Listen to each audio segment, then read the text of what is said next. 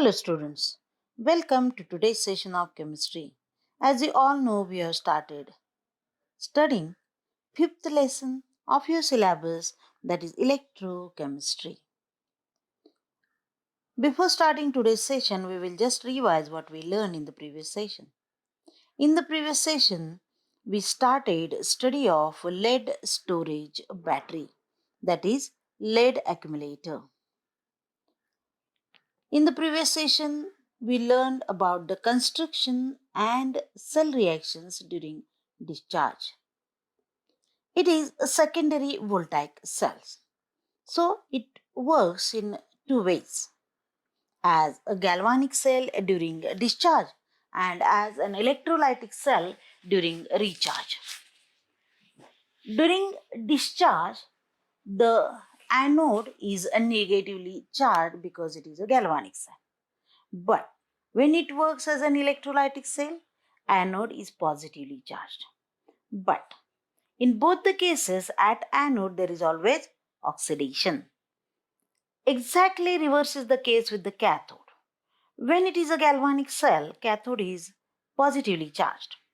And when it is an electrolytic cell, cathode is negatively charged.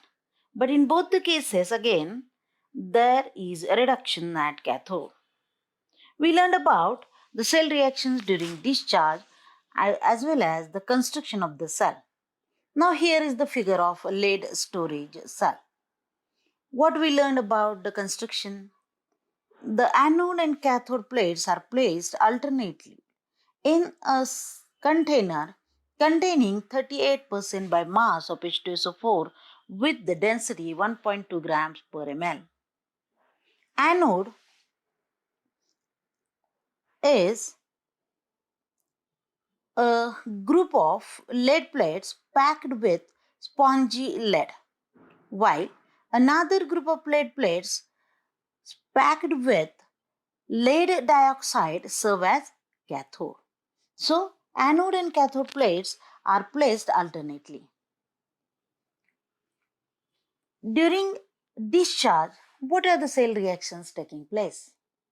During discharge, as anode is plain lead, it undergoes oxidation. So lead gives Pb plus 2 electrons. But these Pb plus 2 ions immediately react with the SO4 minus 2 ions of an electrolyte, get precipitated into lead sulfate. And overall oxidation is addition or sum of these two processes which take place one after another.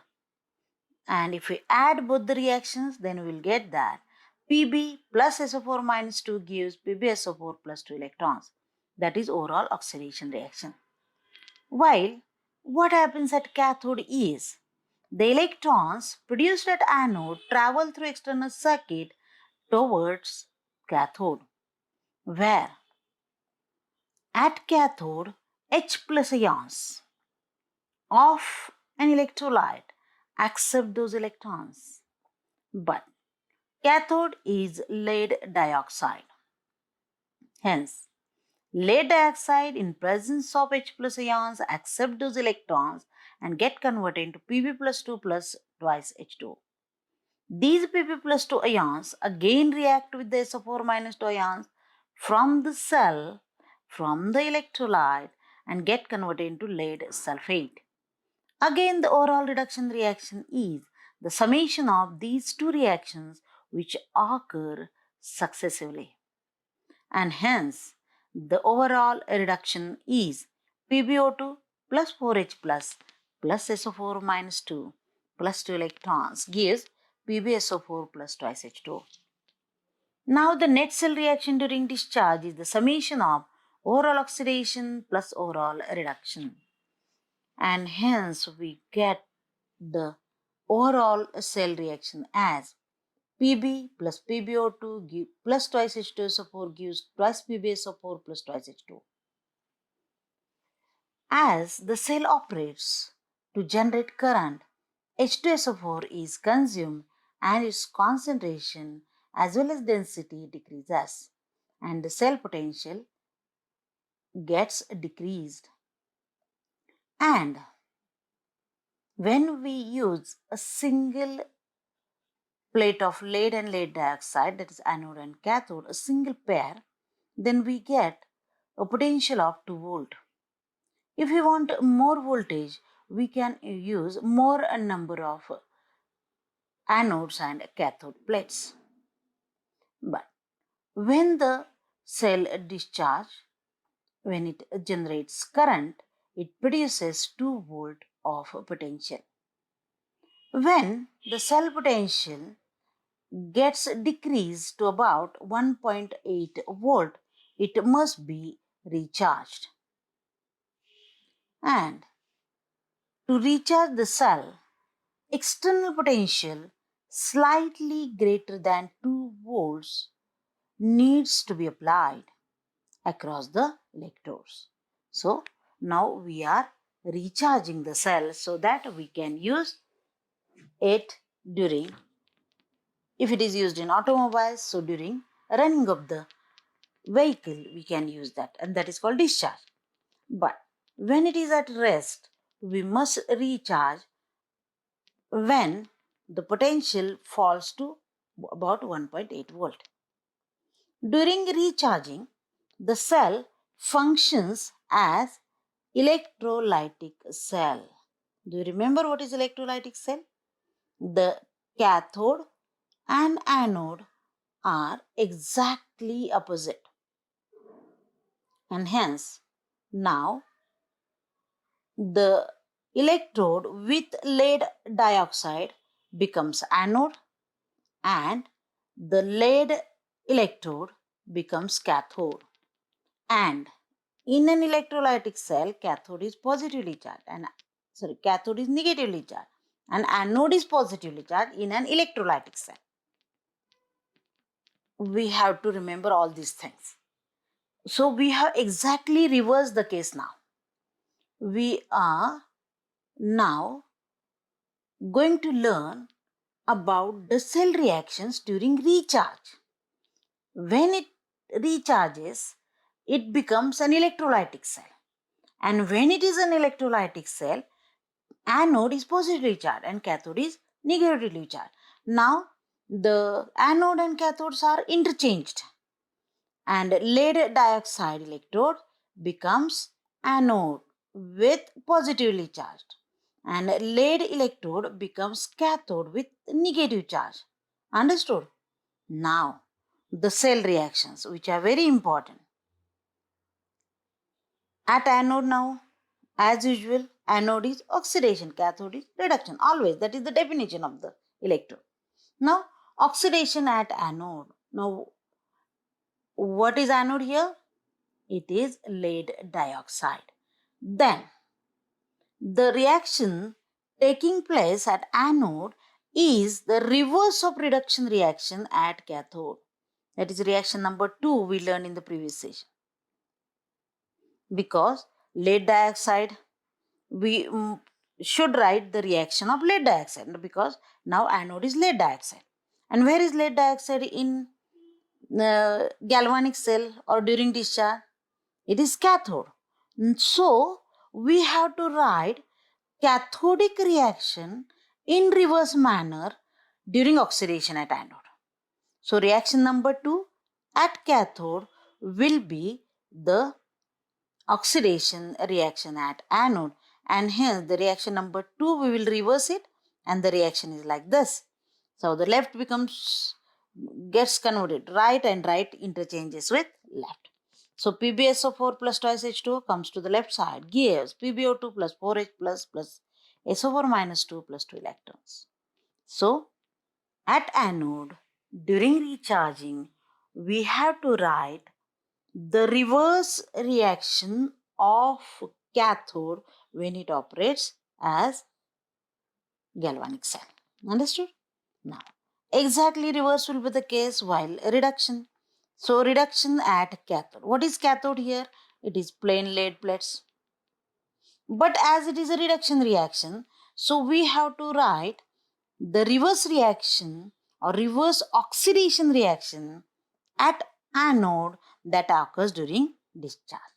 That means just write the reverse reaction of anode. And what is it? The reaction is like this. PbSO4 plus electrons gives Pb plus SO4 minus 2. It is the reverse reaction that occurs at anode during discharge. Understood? Now, net cell reaction. What will be the net cell reaction? It is the sum of reaction number 4 and 5. And that is, if we see, that will be the exactly reverse reaction as that of the reaction that occurs during discharge. So, this is our net cell reaction. So, left side and right side are interchanged. That means twice PbSO4 plus twice H2O gives Pb plus PbO2 plus twice H2SO4. Understood? If we see this reaction, what happens? What is the product? H2SO4. That means H2SO4 is regenerated, which is consumed during discharging. But when we recharge it, we just regenerate H2SO4 because the potential obtained during discharge totally depends on the concentration of H2SO4. So, when H2SO4 is regenerated, its concentration, that means density, and in turn the cell potential increases. Thus, we can use lead accumulator as a secondary voltaic cell because it works in both manners. The best example is the inverter battery we are using at home and the battery used in automobiles, which we can recharge and again use it any time. Now, the uses or applications of lead accumulator. It is used as a source of direct current in the laboratory. So, in the laboratory, we can use it. Secondly, a 12-volt lead storage battery. As I told you, when we use a single pair of anode and cathode, we get 2 volt. Like this, if we want to get 12-volt lead storage battery, we have to use 6 pairs. When it is constructed by connecting 6 2 voltage cells in series, it is used in automobiles as well as inverters. So these are the applications of lead accumulator.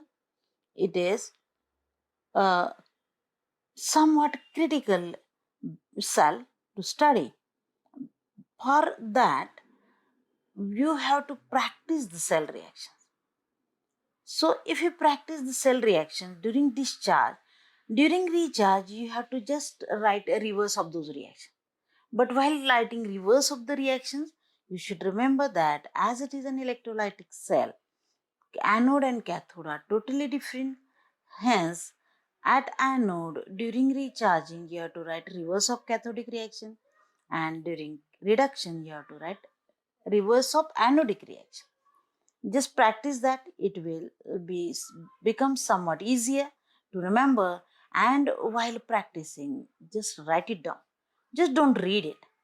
When you write again and again, the mistakes are minimized and your performance gets improved. Understood? Now the time for assignment. So assignment for this is write cell reactions during recharging and recharging of lead accumulator. Write it in detail as I told you. Just open your textbooks, you will get all the reactions. So write it in stepwise manner. Total reaction at anode, cathode, net cell reaction during discharge as well as during recharge also. Understood? So this is all about in today's session. Thank you.